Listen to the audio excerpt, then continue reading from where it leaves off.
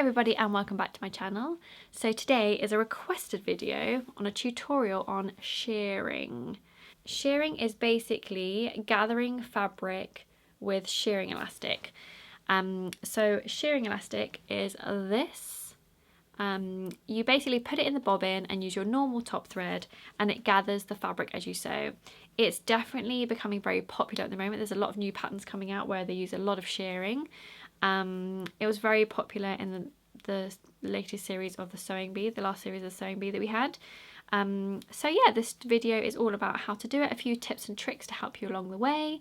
And yeah, I really hope you find this useful. So a couple of things before we start. Shearing elastic comes on normal spool reels like thread does. You may find that it doesn't have the variety of colours. They do it in different colours, but the most common colours you'll find are white and black. Those are the ones that we used to stock in our shop. Sounds obvious, but use black for darker colours, white for lighter colours. The shearing elastic itself is on the wrong side of the fabric, so when you do it, the back of it, I use black on this just for the tutorial so you can see, the shearing elastic is on the wrong side, and then you use your matching top thread on the right side so that all you see is the gathers. So it doesn't really matter about the colour, but obviously you don't really want a black shearing elastic on the back of a light fabric. So that's the only sort of specialist thing you need, and essentially we just put this shearing elastic in the bobbin, and then we use our normal top thread to sew our shearing elastic onto the fabric. Now the fabric element is important. Shearing works best on lightweight fabric. So today we're using a cotton lawn. Things like poplin, viscose, things like that are like lightweight, flowy fabrics. Shearing elastic works brilliantly on.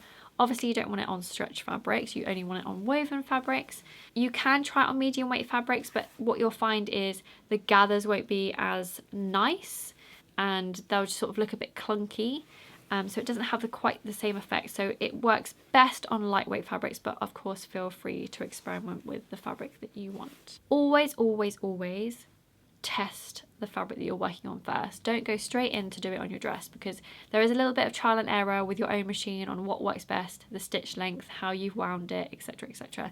So always have a test piece of your fabric ready and do a few lines of your shearing on your test piece of fabric before you do it on your main project.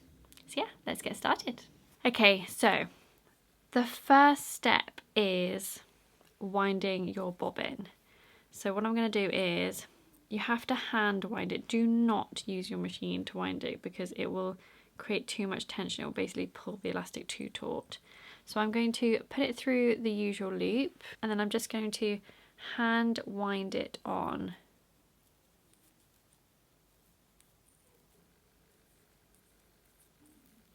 With a little bit of tension, not too much, but you basically don't want it to all just fall off and come unraveled. The hardest bit is keeping the same tension all the way around. Okay, so I'm going to trim that off now. What you want to make sure is that nothing can get caught in the machine. So this bit that we've left here, like we usually would with our thread, you really want to trim that off so that nothing's going to catch onto that now that you've wound it. And now we're going to load this into our machine. Okay, so to load our bobbin with our shearing elastic in, I've got a top loading bobbin. How you do a front loading bobbin, it will be very, very similar. If you've actually got a manual machine, it sometimes is a little bit easier than if you've got a computerized machine with a top loader. So you're going to drop it in as you normally would, and you're going to put it in the tensioner, but you're not going to put it around all these other things and cut the bobbin thread off. You're just going to put it through the bobbin tensioner at the front here and make sure that it's all the way in there. So don't use all these other hooks to help you line it up. You don't need to cut your bobbin thread like that. You want a nice tail, and just put it around the usual bobbin tensioner. And then, I'm sorry I used the wrong thread. I thought black thread would be obvious, but it's not. I'm going to use my top thread to lower the needle, wait for my thread to catch that elastic and pull it, and then I want to pull it up through underneath the foot there where it should be, but obviously the machine normally does that automatically, but I'm making sure that it's there. I'm just going to tug on it slightly to make sure that this spins. There will be a lot of tension on that, so don't pull it too tight. And then we've got our shearing elastic and our normal thread where it should be, and we've got a nice tail to work with. Okay, so my stitch is on a normal straight stitch, So on that setting, my needle's in the middle, but I want a slightly longer stitch length, so I'm going to put that up to 4, and we're going to do a little test run to see what that looks like.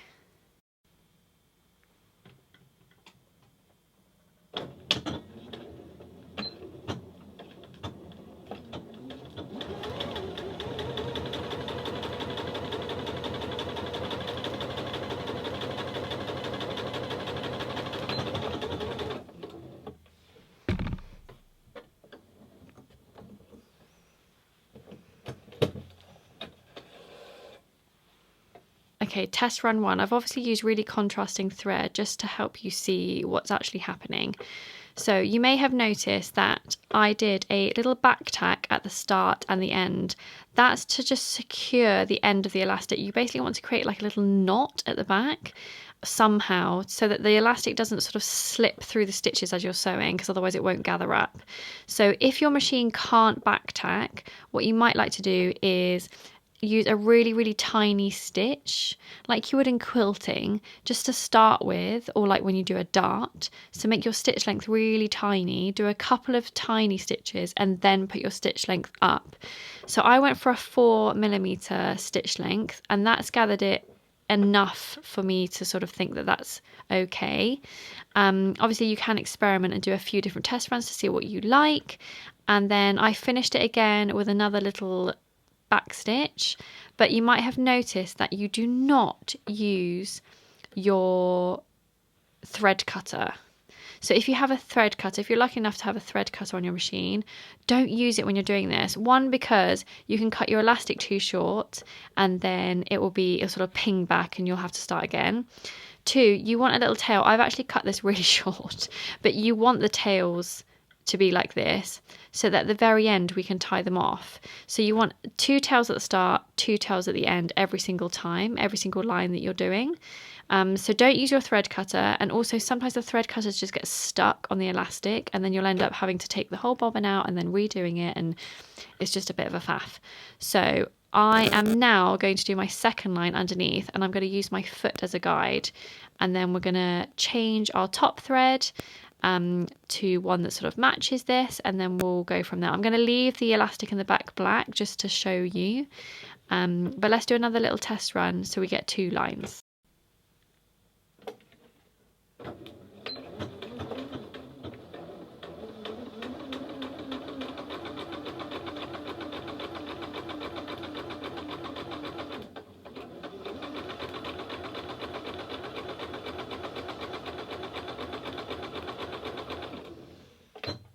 Okay, my elastic got a little bit stuck in the machine there. You may find that happens sometimes. It just gets a little bit caught. So you might have to be quite rough with it occasionally, but just be careful that you don't pull it all the way through. So there's my second line. So you may have noticed that once you've got one line, you don't want to sort of pull the fabric too much, but you want to sort of use that as a guide as it's sewing, just to straighten the fabric out again so that you can keep it aligned with the next line. I use the side of my foot. Different patterns will require a different distance between your gathers or your lines of shearing.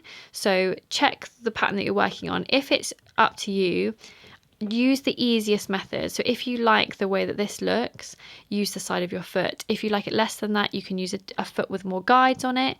You can draw the fabrics, draw the lines directly onto your fabric so that you can just follow the lines as you're sewing. Anything that makes your life easier, do it, because you're going to have to do a lot of lines of sewing. So as we're practicing, you can add more lines here. Obviously you don't get the full effect with just 2 lines. You may want to do at least 4 lines just to check that you're happy with it and you're happy with the distance between each shearing. But I'm just going to pretend that we're moving on to our project, and I'm going to change my top thread to something that blends a little bit better. And I'm going to do 5 lines of shearing to see what that looks like.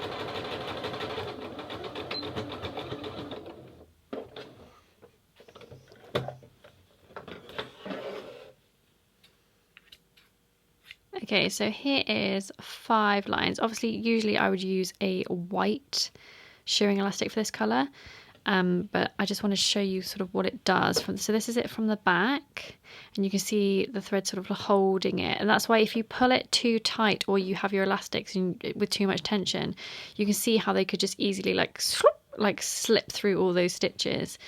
I did run out of bobbin thread here, run out of the shearing elastic there. That's another thing. Every single line, check how much elastic you've got in, because obviously it runs out really, really quickly because it's using so much elastic and you can't wind that much on. So every single line, just have a little nosy, and then you'll work out how many lines of shearing you can do before you need to keep replacing it, so you can keep an eye out. I'm just going to give this a little steam to sort of ruche it up a little bit more, and then we'll have another little look at it. Okay, so that's had a little steam now. You can see how fun ruching is, and how, I don't know, it's just such a, I'm so glad it's coming back around and it's having another sort of massive wave shearing, because it is so much fun.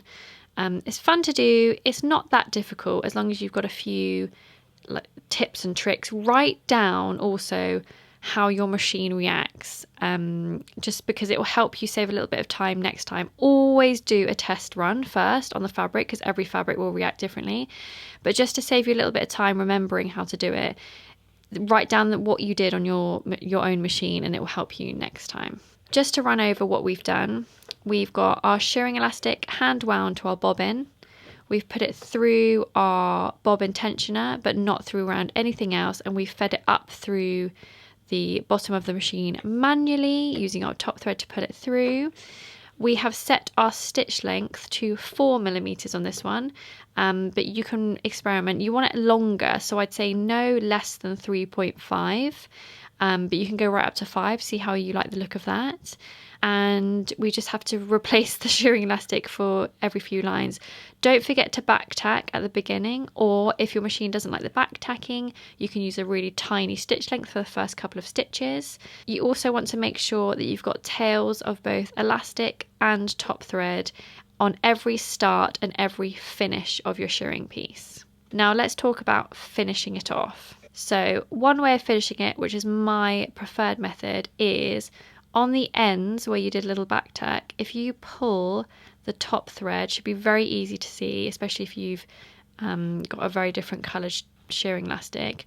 You can then pull that top thread to the back, and then you're just going to tie these together in a knot.